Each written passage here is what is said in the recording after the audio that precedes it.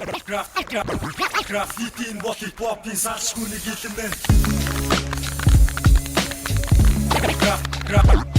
Граффитийн бол цогцол зүйл энэ бол том. Граффити бол шүүшигч. Граффити бол гудамжны урлаг. Хотын гудамд болонд хаан нэгтээ аль нэг ханан дүнг ялгарч үзэл санаагаа үлдээсэн байдаг. Энэ бол тархинд байгаа өчнөөн бодол санаагаа өөрийнхөө хэлээр буюу багс харандаагаар, шүрсдэг будгаар юунд ч хориулалгүй илэрхийлэх боломж.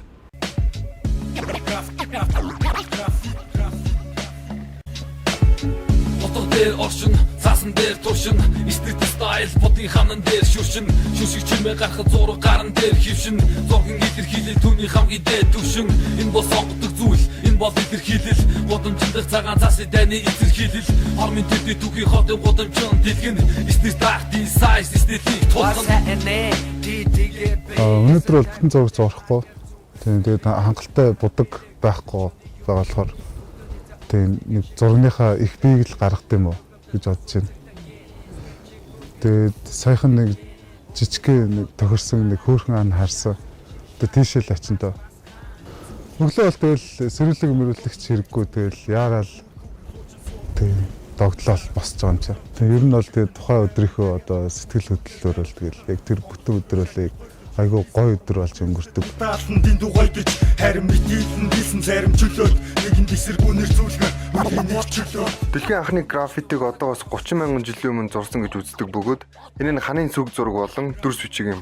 Өдгөө хүртэл эртний Вавилон, Грек, Ромын түүхэнд граффит зураг дурсгал цогц үлдсэн байдаг бол 20 дугаар зууны их үеэс Америк нэгдсэн улсад эрчимтэй өгж эхэлсэн ба уран сайхны түгээхийн сацуу, тухайн үеийнхээ нийгмийн тулгамцсан асуудлуудыг хөндөж, арьс өнгөний үзэл, хүйсийн тэгш бус байдал, дайныг эсэргүүцсэн олон граффити зураг бичгэллүүд, петроны буудал болон хонгил мөн харанхуй хуучин хаануудаар битүү шүршигдсэн нь өнөө цагийн граффити үндсэн эхлэл байсан юм. Орчин үеийн граффити нь хипхоп соёлтой салшгүй холбоотой ба дөрвөн элементийн нэг юм. Монгол арчил ясны дараагаар хипхоп, граффити хэмээх хоёр соёл хамт орж исэн гэж үздэг байна. Ингэснээр Монгол граффити өөрийн гэсэн хэв маяг өгүүлэмжтэй болсон ба үүнд Монголын өв соёл, уламжлал төв багтахаас гадна дэлхийн олон орны граффити зургнуудын жишг бүтээлүүдэд харагддаг агуулга, чанар манай хотын хаанад үзэгддэг болсон байна. Энэ бол хүн нийгэмд үзэл бодлоо илэрхийлэхтэй адил эрхчлөө юм. Учир нь энэ л ханан залуус амьдралыг харах өнцгөө өөр өөрсдийн өнгөөр асгаж чаддаг. Цусны улааныг сүүн мэтээр, дэлхийг хавтгаагаар тэрч бүхэл тас аранхуг засан ширхгээр зурж болдог нь. Тийм болохоор энэ л талбайд бодол бүхэн бийжих боломжтой байдаг байна.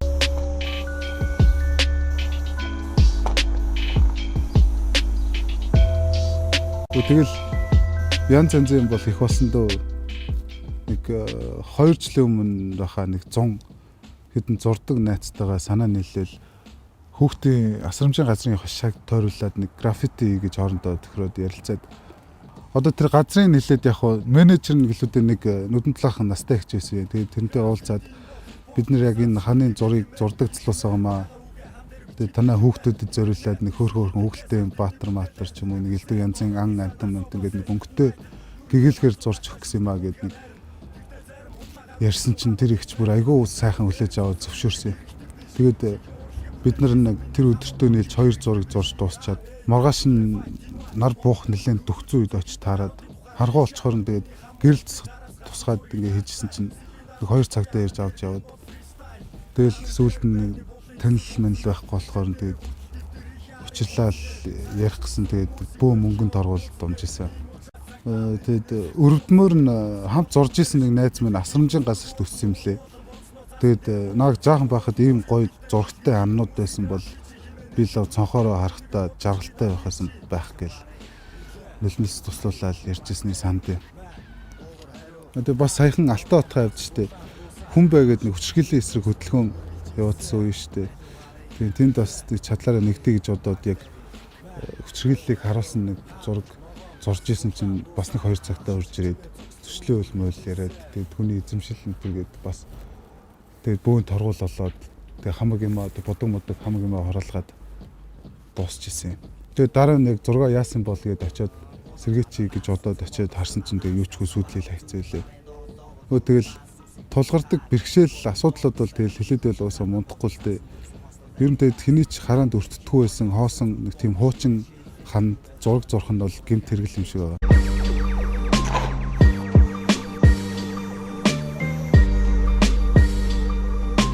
Саяхан бол энэ ан тэр жигтэй битүү графиттэй байдаг байсан. Хуучин Сэлбийн 70 энэ типогийн ханыг Монгол графит зургийн музей баг галерей шиг хардаг байлаа шүү дээ. Миний л мэдхээр энэ хан дээрх графит зургуудыг 2 удаа балж ийн.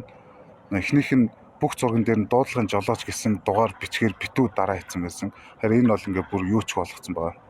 Тухай бүрт нь манай артист залуучууд өөрсдийнхөө санал бодол эсэргүүцлийг илэрхийлээд ямар ч амжилт олоогүй. Хуулинд графит буюу одоо энэ ханын зургийн тухай ойлголт байдгүй мөртлөө бид нарыг болохоор олон нийтийн годамж талбайг эвдэлж сүйтгэж бас зургуудын сэдэв агуулга нь хүмүүс нийгмийн сэтгэл зүйд харшлах, ёс бус зүйлд уруу татах, ухуулах зэргээр үздэг юм шиг үлээ.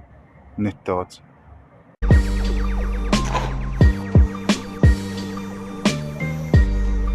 Одоо ихтэй графитыг хүмүүс яг арай өөрөөр харж эхэлчихлээ л да.